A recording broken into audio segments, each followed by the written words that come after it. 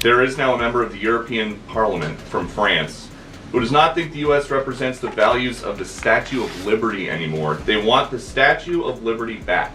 So is President Trump going to send the Statue of Liberty back to France? Absolutely not. And my advice to that unnamed low-level French politician would be to remind them that it's only because of the United States of America that the French are not speaking German right now. So they should be very grateful to our great country. Karoline Leavitt is back, and she's not pulling any punches. From putting a cocky French politician in his place, he won't be stepping into German debates again anytime soon, to making Jeff Bezos visibly squirm. Every moment is sheer gold. This isn't just commentary, it's a full-blown clinic in confidence. Strap in, because what you're about to see is nothing less than legendary.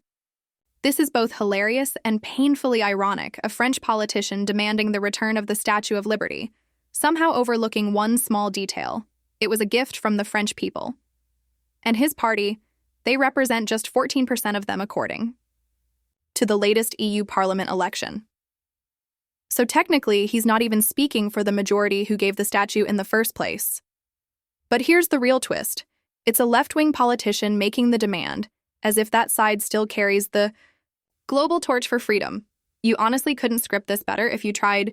Former President Biden, he's set to deliver his first major speech since leaving office tonight. I wanted to get the president's response, or if he plans to respond to this, and comments on what Democrats are calling cuts to Social Security. My first reaction when seeing former President Biden was speaking tonight was I'm shocked that he is speaking at nighttime. I thought his bedtime was much earlier than his speech tonight. I understand the topic of his speech will be Social Security. Let me make it very clear ahead of former President Biden's remarks. President Trump, is absolutely certain about protecting Social Security benefits for law-abiding, tax-paying American citizens and seniors who have paid into this program. I still can't wrap my head around what made Biden think that speech was a good idea. Public speaking has never been his strong suit during his presidency, and this latest attempt only made that more obvious. From the moment he stepped up to the podium, it was a slow-motion train wreck, mumbling half-finished sentences, veering off topic, and leaving the audience baffled, wondering what point, if any, he was trying to make. It wasn't just awkward, it was downright painful to watch. And just when you think political theater couldn't get any more surreal, enter Karoline Leavitt. While Biden was stumbling through a teleprompter script, Karoline was out there landing knockout blows in real time. Her takedown of Kamala Harris and Minnesota Governor Tim Walz after their latest round of tone-deaf comments? Absolutely ruthless. And absolutely brilliant. She didn't just push back, she dismantled their talking points with sharp clarity, unshakable confidence, and a calm command that made Biden's speech look even more disjointed by comparison. Moments like these are exactly why Karoline keeps rising, and why everyone else seems to be scrambling just to keep up. Governor Walz saying last night, he frequently checks Tesla stock, and doing so to, quote, give me a little boost during the day. How should Americans view politicians who take pride in the downfall of an American car company? I think that's quite sad, but I think Governor Walz unfortunately is living a sad existence after his devastating defeat on November 5th. Exactly. When your political opponents are people like Tim Walz and Kamala Harris, the smartest move isn't to argue, it's to hand them a microphone and step aside. No rebuttal needed. Every time they speak, they manage to do what entire opposition campaigns struggle to achieve. They expose their own incompetence in real time. Whether it's Kamala's legendary word salads or Walz's bizarre alternate reality takes, it's like watching a political self-destruct sequence in slow motion. You don't need spin, you don't need strategy, you just need patience. Let them talk, let them ramble, and let the public sit there, baffled, wondering how people with this little clarity ended up with this much power. It's the kind of implosion that requires no effort. Just hand them the mic and let the unraveling speak for itself. Well, I think it was a great reminder to the American people of just how blessed we all are, that the leader sitting in the Oval Office today is President Donald Trump and not President Kamala Harris. Just to add on the Kamala Harris point, I think I speak for everyone at the White House. We encourage Kamala Harris to continue going out and do speaking engagements. Oh, and real quick, just a friendly reminder.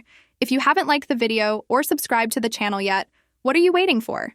Go ahead and hit those buttons, it helps more than you know. And trust me, you do not want to miss what's coming next. Now let's talk about Tim Walz.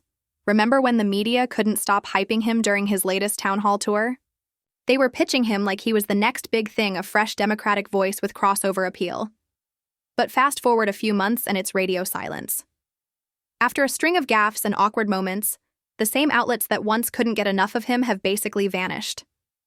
It's almost like they realized the shiny packaging didn't quite match the product inside. Meanwhile, across the pond, the UK's having its own political drama. Enter Winston Marshall, former Mumford & Sons member turned free speech advocate, who's not pulling any punches. He's been calling out the UK government's growing crackdown on free expression, and let's just say it struck a nerve.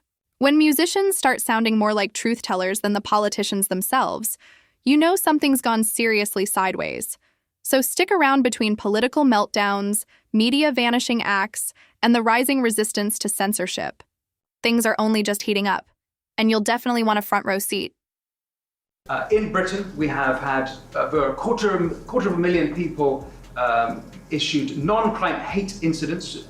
As we speak, there are people in prison for quite literally reposting memes. Would the Trump administration consider political asylum for British citizens in such a situation? Well, to your latter question, it's a very good one. I have not heard that proposed to the president, nor have I spoken to him about that idea, but I certainly can and talk to our national security team and see if it's something the administration would entertain. Now here's where things get really interesting. This moment didn't come out of nowhere. It happened during a White House press briefing specifically set up for new media outlets. That's why, if you were paying attention, you probably noticed a lot of unfamiliar faces in the press pool. It wasn't the usual roster of legacy media favorites nodding along and tossing softball questions. And here's the kicker. The issue being discussed wasn't some breaking news or fresh controversy. It was a problem that had been simmering. For months, something everyone in that room already knew about. But during all that time, the mainstream media had conveniently ignored it. No coverage, no questions, just silence as if it either didn't exist or wasn't worth their airtime. Then suddenly, someone outside the bubble speaks up, asks the tough question, and just like that, the story finally gets traction. That single moment says everything about how the legacy media operates. It's not about truth, it's about controlling the narrative. And if a story doesn't fit their script, it simply doesn't see the light of day. That's why these new voices matter so much, because sometimes all it takes is one outsider to cut through the noise, break the silence, and remind everyone what real journalism actually looks like. To your first question about free speech in the United Kingdom, the Vice President has been incredibly outspoken about this for good reason. And the President has spoken about this as well directly with your Prime Minister when he was here for a visit to the White House.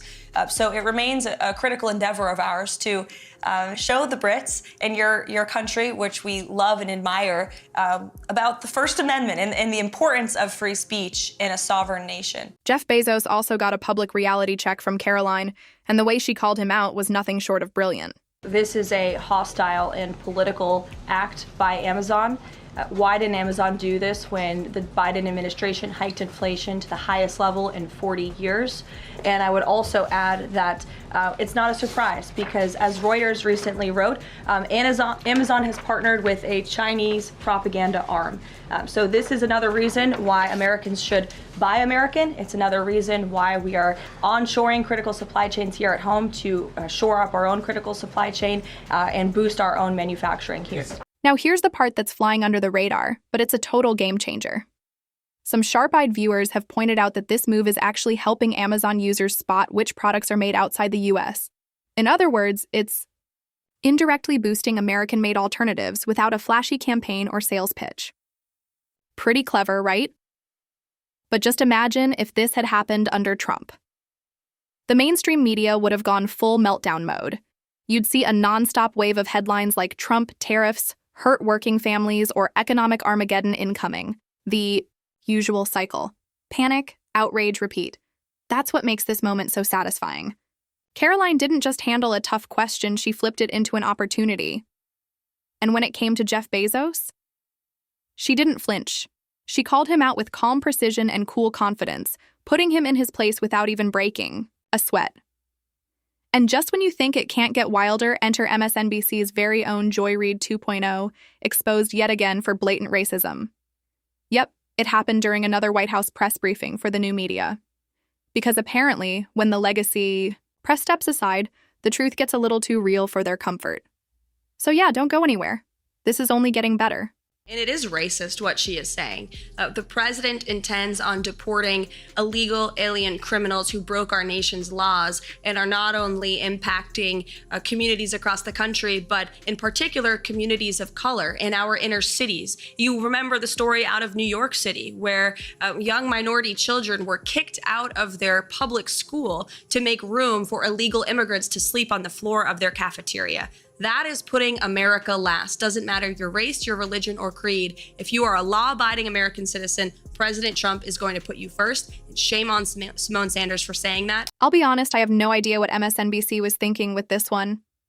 They let go of Joy Reid, supposedly to dial back the divisive, over-the-top commentary, and then handed the mic to Simone Sanders.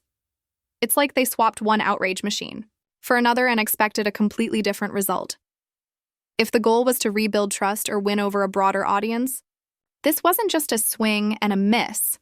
It was a full-on strikeout. And they didn't even take the bat off their shoulder.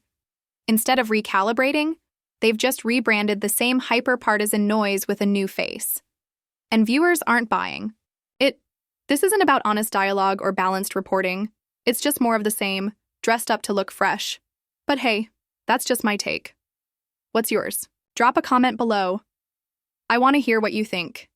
And if you've been enjoying these takedowns as much as I have, go ahead and share this video with a friend or two. It really helps spread the word. And trust me, you're not going to want to miss what's coming next.